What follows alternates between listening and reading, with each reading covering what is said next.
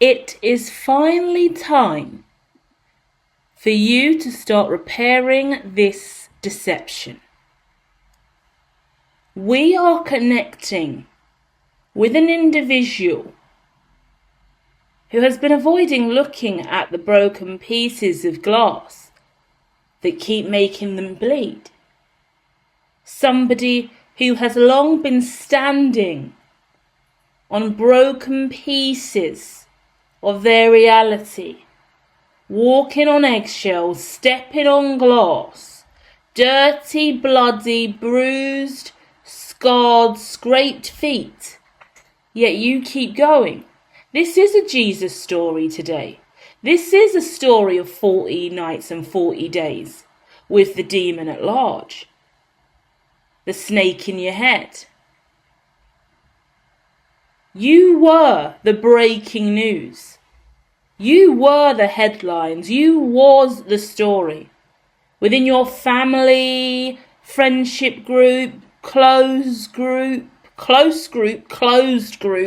WhatsApp, network, social media, work environments, colleagues, lovers, ex's friendship group, your boyfriend's friend, your girlfriend's friend, your mother-in-law. Either way, you were the centre of attention over something that happened, and it has been a real burden for you. And only now, they're giving me, only now, only today, have you decided it's time to repair this deception. Before this, you were in healing mode. There was no repair. With the star card in the past position, all you could do was love on yourself and just stay there and wound. You had open wounds. You were injured. Some of you, this is physical injury. But a lot of you, this is psychological, this is mental, this is a lack of self-love, self-care, self-worth, self-awareness. This is an absolute unawareness of all the others around you and what they were doing. A lot of lies. I haven't even told you that we're using the TV Tarot today. And the TV Tarot is my personal deck, either side of the Rider-Waite Tarot in the middle, which is the traditional tarot. So my TV Tarot starts off with being Mary Jane. That's the 9 of Pentacles. That's your independence right there. And then the TV show Big Little Lies is the 10 of Wands. So many burdens. Burdened by the lies. You have been carrying so much lies with you, and not one of them were your own. That's the saddest thing about this. Because you're the one here trying to work through all of these problems, get to the bottom of it, understand the truth. Yet everybody else knows. You're the odd one out. You're the one that had to look at yourself and realize, oh my God, I'm the problem here. They're all lying to me. And the revelation when I say I'm the problem here, stay with me. I'm not targeting you. I'm not trying to fuck with your mental health and emotional well-being. I'm not trying to make you paranoid. When I say that the problem is you here, I'm going, whoa, you know, you just look in the mirror and suddenly everything shifts. You see things differently in the blink of an eye. And the problem is indeed you. Because you should have left. You should have walked away. You should have stopped standing on eggshells. You should have not been standing on broken glass. It gives me the image of someone with bloody feet. And your feet are bleeding out. And that's because every single day you stand on glass. You are on a treadmill of glass and you're just running. 24 hours a day, you're just running on glass. And then when you go to bed at night, you wonder why your feet are hurting you. You're running on glass, barefoot. And that is a metaphor for somebody out here living a life they shouldn't be living. You shouldn't have had to go through this. And this is the biggest lesson I think you ever learn. Because it's giving me the fact that this could be someone and their career, their job. You were never going to get a promotion. You were going to never be accepted into this family, into this friendship group. You were never going to make, you were never going to make senior. You were never going to make it to a higher level position. There was more than enough people that knew that. This is awful. This gives me a toxic working environment where one person is really thinking that all they've got to do is keep putting in the hard graft, and they'll get that raise, they'll get that promotion, they'll get to be part of the senior leadership team, they'll get to the C-suite, they'll come up and they'll be higher in position. These people already looked at you a certain way and knew that you weren't ever going to make it here. But you carried on. Because you had heart and you believed and you wanted more. And then something happened that slapped you around the face, literally, potentially even a slap, a fight, an argument, violence, and woke you up. You needed this reality check, this shake-up. It is hard to process, for me, even more so, because you've got so much amazing things going for you. I see resentment in the surrounding environment. So it's the people around you, the people around the collective, that are outrightly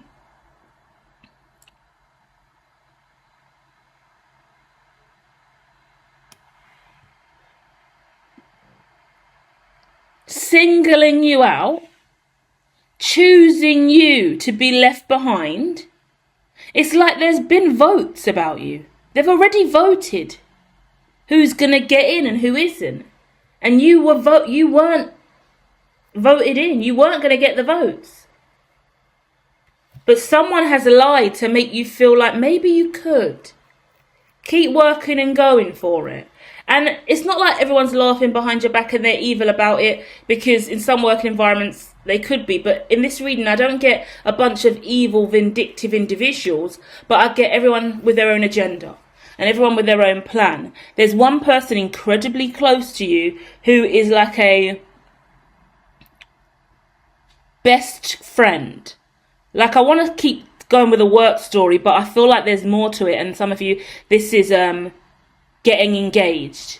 Like, this energy here gives me, in the Big Little Lies card, it gives me someone who thinks they're going to get engaged and married and move in with their boyfriend, and the sister already knows he's not going to marry you. He told me he's not going to move in with you. He told me he's just with you for the sake of it. He doesn't even really care about you. Like, there's that kind of underlying energy of the others in the surrounding environment know more than you do, and you're hoping and dreaming of stuff that is basically not going to happen, and no one's decided to let you in on that. You're manifesting an impossible scenario. It's sad because you had hopes and dreams for something and was happy to share that with the world, whilst others were more than happy to look at you knowing that that was never going to come true. And this isn't a manifestation or a dream or something you believe in that isn't possible. Whatever you believe you can achieve, we're going to tell you how you are going to repair this deception and overcome this situation. But we're talking about physical entities, real people in your life that actually were gatekeepers and knew that they were never going to get out of the way to let you come through. So now we know we're going to a journey, or we're leveling up on the journey where you're stepping away from these people for good, because they're no good for you. It's sad to me and it hurts me, so I assume that it hurts you and that you're healing from this kind of pain, because there are lower levels of betrayal here where it's best friends, colleagues, family, friends. Everyone knew who was going to get the job. Everyone knew who was going to get the opportunity. Everyone knew who was going to get the award, who was going to get the scholarship, the sponsorship, the position, the opportunity, that person was going to leave you, that relationship was going to crumble, that person was cheating. All of these lies. I get someone who's been having an affair. Everyone knows about the affair. It's just no one told you. So imagine how fucking out of order that is for a wife to be hanging around with everybody, and everybody knows that the husband's having a full-blown affair and has been for years now. It's painful, it's sad, it's depressive, and you've been dealing with it. Some part of you knew, in my opinion, because of the visions I got about you running on glass. There's no way you're not going to be aware that you're running on glass. So it's obviously you know, but you avoided dealing with the issue. And the truth is, no judgment here. It was so painful, you couldn't deal with the issue. That's the Star card. Because in the now moment, Six of Swords, you're moving on now. But you couldn't move on pre-healing. And sometimes it's like being in a car crash. You can't start physiotherapy yet. Do you get what I mean? You've had a car crash, you're injured, and you need to learn how to walk again. But that doesn't mean you start physiotherapy the moment you get out of the car after the crash, or we get you to the hospital. You have to get out of the car. Someone has to call the ambulance. You have to then get in the ambulance, get taken to A&E, wait there, get your bloods done, get tested, then get taken home, or stay overnight. Like, do you get what I mean? I'm just highlighting the loads of little pieces here and there that influence this journey for why healing has been so long for you. And I say that more importantly from a psychological standpoint, because it gives me someone who's wounded psychologically from this. Financially, you know you're not going to get a promotion at this job. You got turned down for it, and the person who got it knew they were going to get it. The news is broke. It's obvious who was going to get the job, and everyone said it. And this is the worst thing, and I have no examples like this, so I'm going to give it to you. It's like you applied for a job, another person applied for a job, and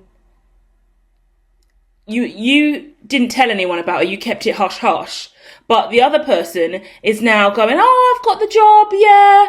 And everyone's celebrating, going, wow, that must be a great surprise to you. Oh, you're so lucky. And then they've slipped up and said something like, oh, I knew I was going to get the job anyway. They told me that the job's practically mine. Yeah, the manager told me the job's mine. I just had to go through it, But it's official now, guys. I'll be moving from this area because I've just been promoted. So, yeah, I've got a new job.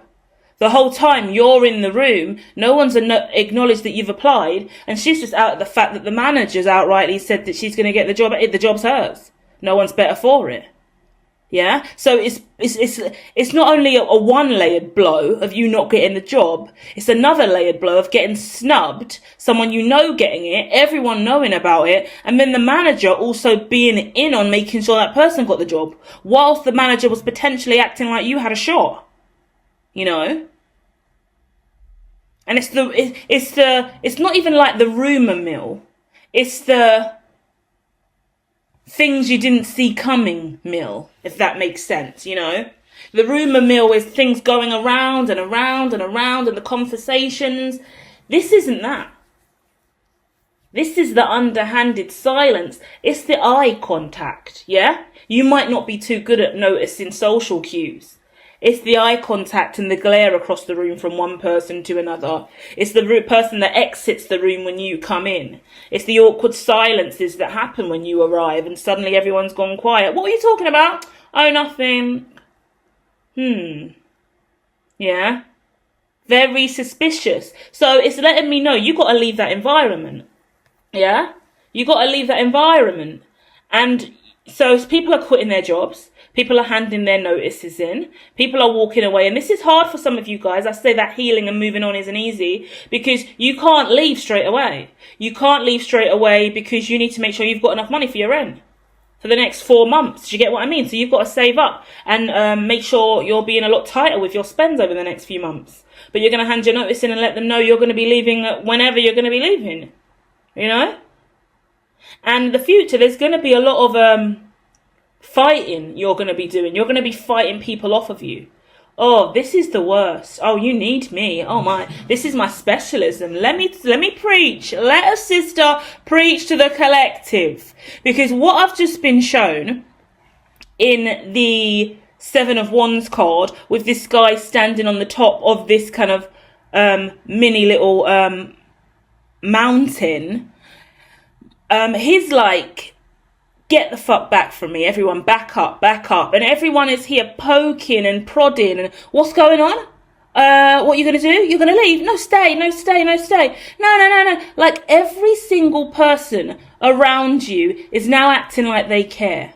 This is the worst. This is what you get in family and friends and close networks, in all social groups, yeah? They're so disingenuous, they can't help themselves. So, for example, this whole group has been going, oh, why don't she just leave and move on? She applied for that job. She's never going to get it. She's never going to get an advancement here. Why doesn't she just realise that her husband's been cheating on her all of these years? Surely she must know he doesn't come home at night. He doesn't work all those hours. He doesn't even sleep in the bed with her. What's she doing? Like, I can't stand that he's married to her. I hope he gets a new woman. Like, he just needs to move on. Like, she just needs to move on. He just needs to move on. She doesn't love him. Like there's all of these people around here. And it's not gossipy. It's just, well, we think this and, well, we think that. And, well, why don't they know? And because you're too busy chatting shit to each other, you haven't brought any of this to this person. Because if you told Collective would have known, and Collective would have fucked off long ago. But you took that opportunity away from Collective. So now Collective finally realises that something's up, because her feet are so goddamn bloody, and you've gone through 40 days and 40 nights of psychological and spiritual warfare. You realise it's these people, and you've got to get away from them. Get away from them. In the words of Steve Harvey, get away from them. Get away from them. I'm just going to maybe do long form content of me just saying, get away from them. And keep that on repeat over here on the top of the page, because I keep screaming that lately. Get away from them. And the moment you're getting away from them, guess what they're doing? No, don't leave. You're the best member of staff here. We love you. Please don't go. Oh, we're going to miss you if you leave. Cap. Oh, what do you mean you're going to break up with my brother? Don't break up with my brother, please. You're the best sister-in-law I could ever have dreamed of. Cap. Oh my God, don't break up with your wife. She loves you. She didn't mean to cheat. She would never cheat. Cap. Why do they lie? Why do they lie? Because the person who said she would never cheat, she knows full well she cheated last night. She cheated when they went to the club. They cheated the week before last. They've been watching her cheat all the time and just not telling you. That's for anyone dealing with the feminine cheat. Husband and your wife's out here cheating. Especially when she goes out with the girls for drinks and late nights and doesn't come home. The girls are covering for her not coming home. She was staying with me. Yeah, she was with us. No, she wasn't. She was in bed with some random man she pulled that night. And you're waking up and realising that what people say on the surface, no matter how close they are to you, family, friends, extended family members, loved ones, they're capping. They're lying. They're chatting shit. They're disingenuous. The hardest thing for you over the next 4 weeks now, for the whole month of February and potentially even March, if you're watching this in real time, but these are timeless, so whenever you do see this, soak in a 4 week to 8 week window. Potentially, if this is divorce as well, and this involves kids, and if you're pregnant, then you're looking at an 18-month window to manage all of this. Because now I'm getting someone who's going to watch this a year from now, 2 years from now, 4 years from now. You're going to pull up, find this content, watch it, and it's going to be about you, and someone's actually pregnant. So you're going to have to go through the pregnancy, go through the full process of separating from this person after pregnancy, doing DNA tests, settling in, getting custody, child CSA. It's not going to calm down until 18 months. This is someone who just stumbled on a load of bullshit, and you've just found out your baby mum as well as.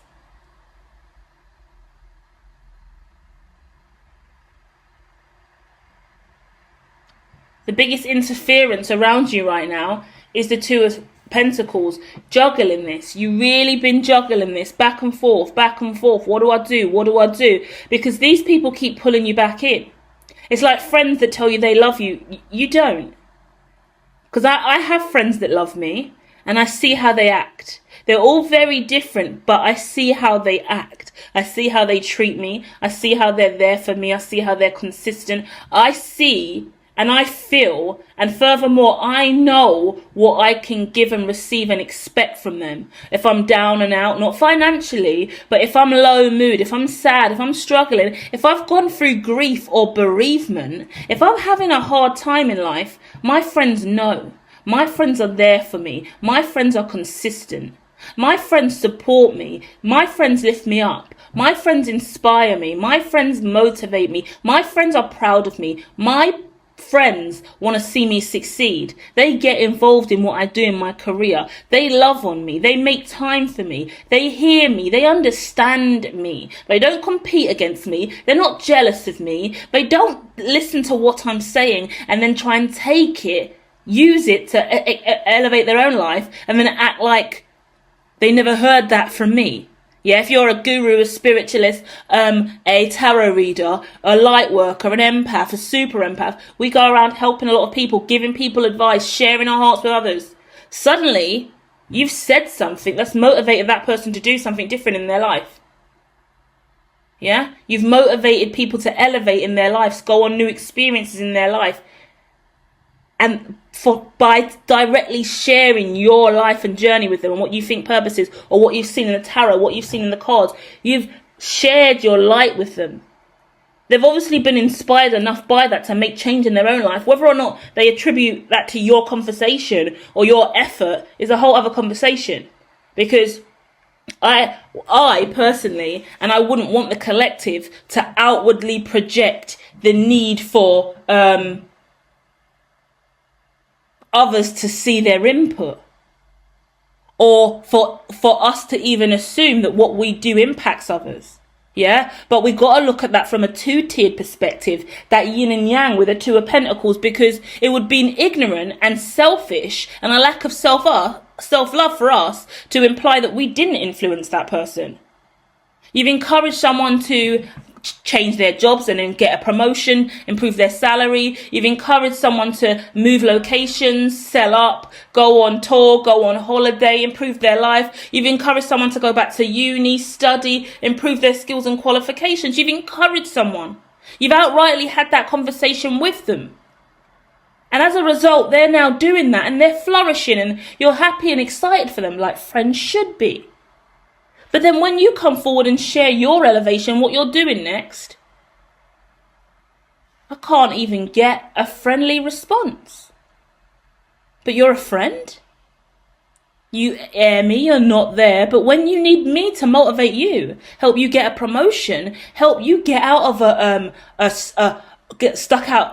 when you're stuck in a rut, you know me. When you're stuck in a rut, you know me well. But when you're not stuck in a rut, you don't know me. And when I'm stuck in a rut, you definitely don't know me. But when you're stuck in a rut, we're best friends.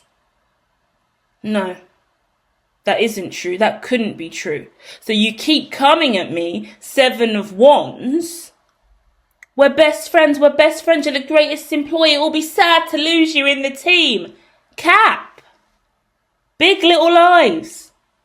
And everyone thinks, oh, the white lies, the white lies, the white lies, the white lies. They're everywhere. It's fine. Little white lie is not a big deal.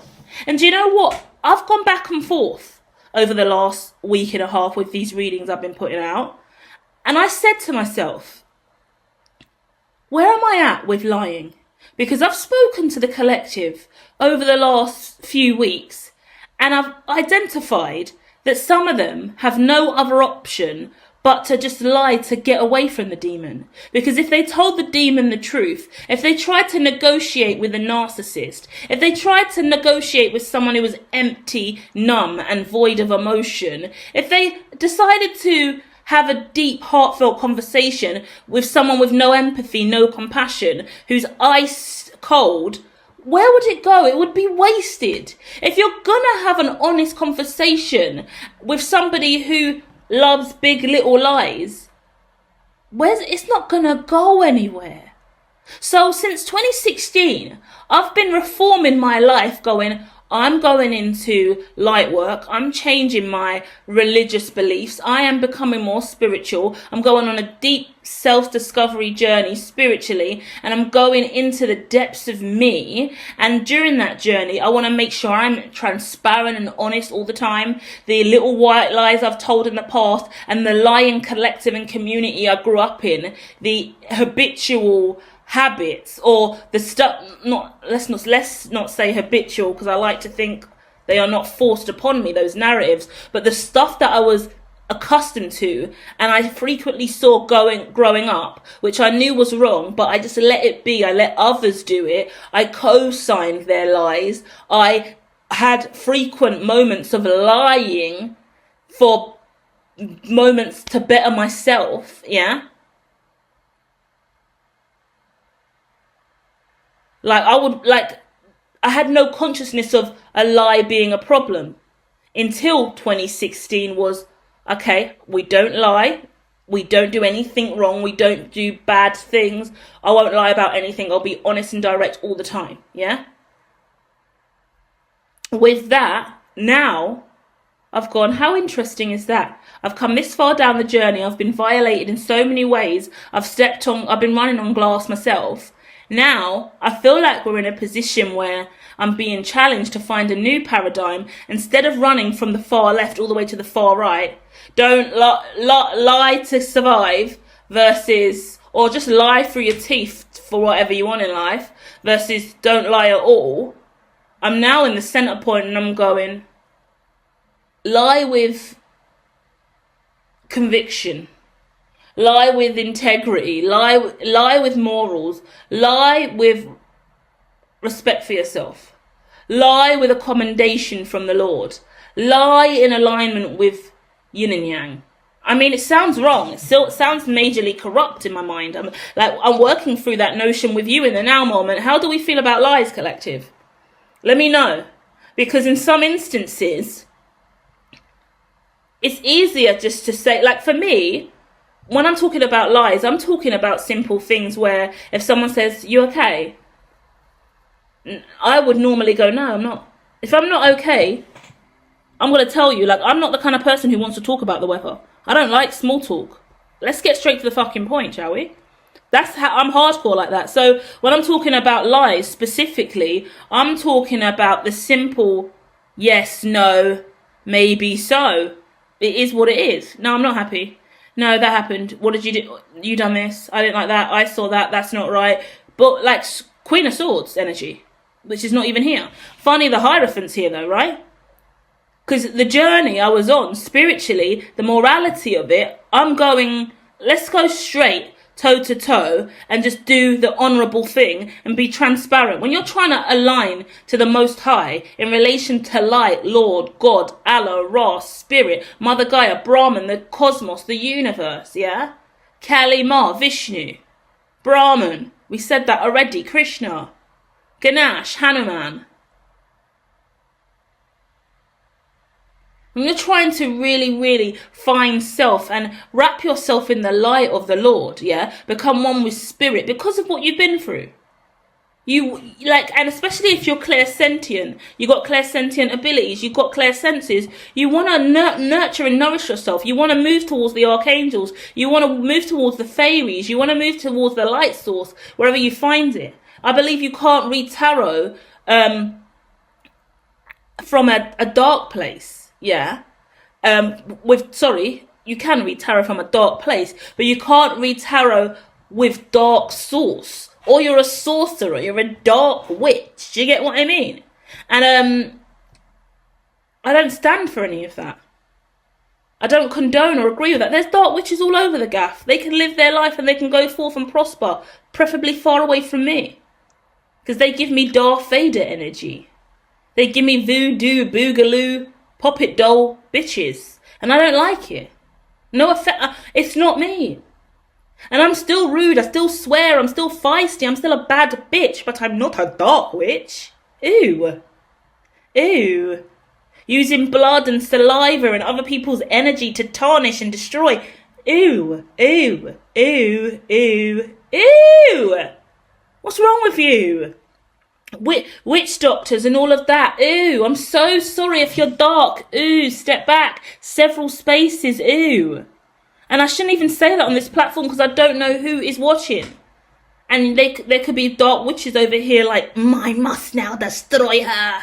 I must make a hermitologist puppet doll. I must find her and take her string of her hair to make her voodoo doll. Like, it's creepy. And you think it's a joke and you think this ain't nothing but a Snow White and the Seven Dwarfs story. But unfortunately, it's real life.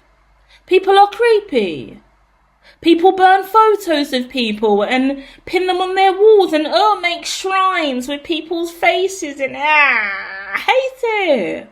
I hate it. I've only recently started watching horrors and I'm 37. It's traumatic. So some of you, it could be more sinister stuff like that. I hope it isn't. And God, we need to work on, like I do have her 7D Consciousness channel. There are a few magical pieces out over there, and they are predominantly protection spells. I never knew I was going to be me, guys. So this is worth sharing with you because you're repairing deception and you're going on a journey now to find you. Your greatest asset is the 10 of Cups, which is so beautiful for you because it shows that now you get to really have the life you want. You've got the morals and integrity with the Hierophant and you've got the 10 of Cups, so you are moving on from this. You have to resist the evil coming back acting like it's light source.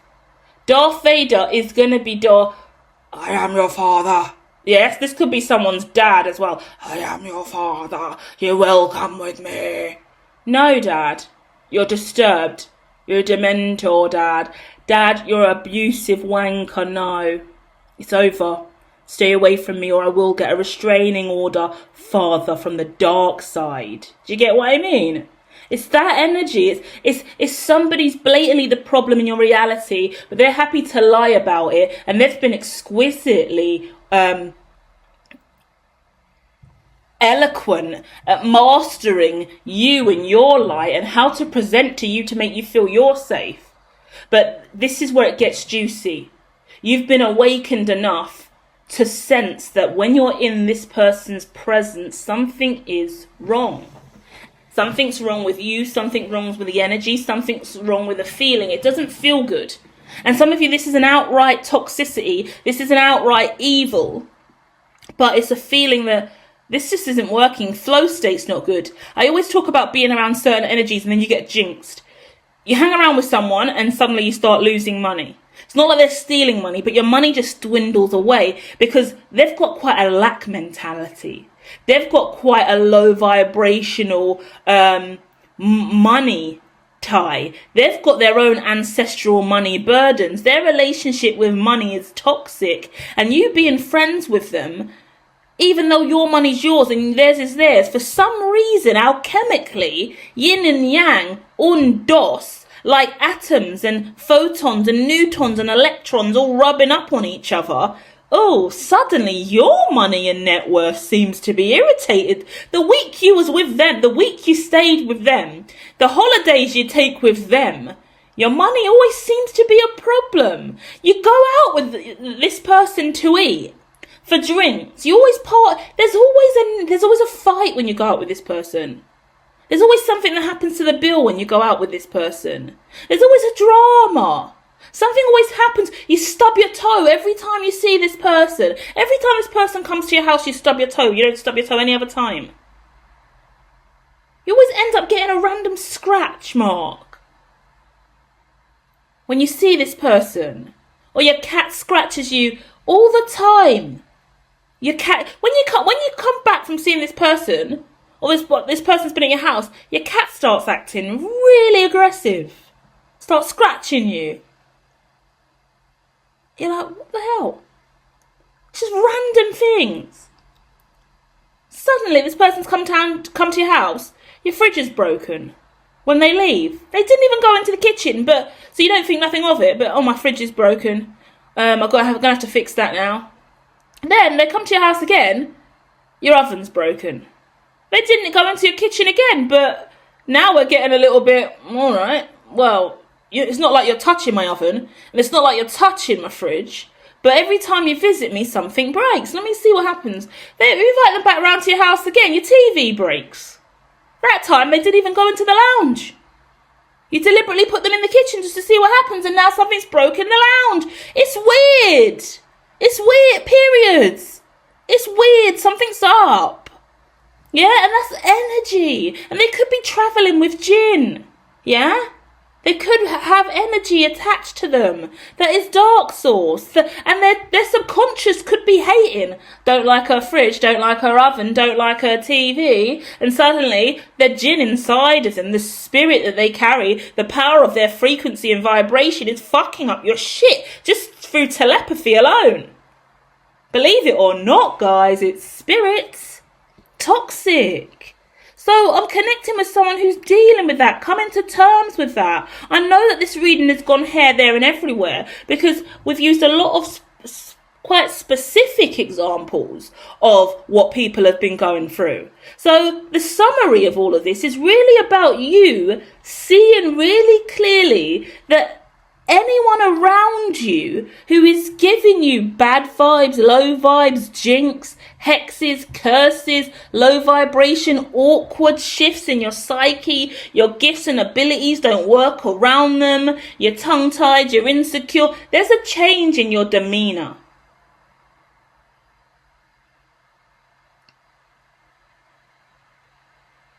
When you're around these people or this person, something changes in the collective when they are around this energy.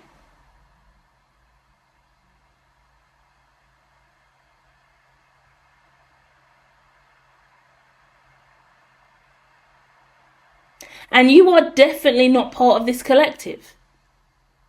It's someone who's kind of unique, awkward, queer, quirky, alternative, different. Take that as it resonates. Leave what doesn't, right? Because I say queer as just being a happy, alternative individual. You live in your own bliss, yeah?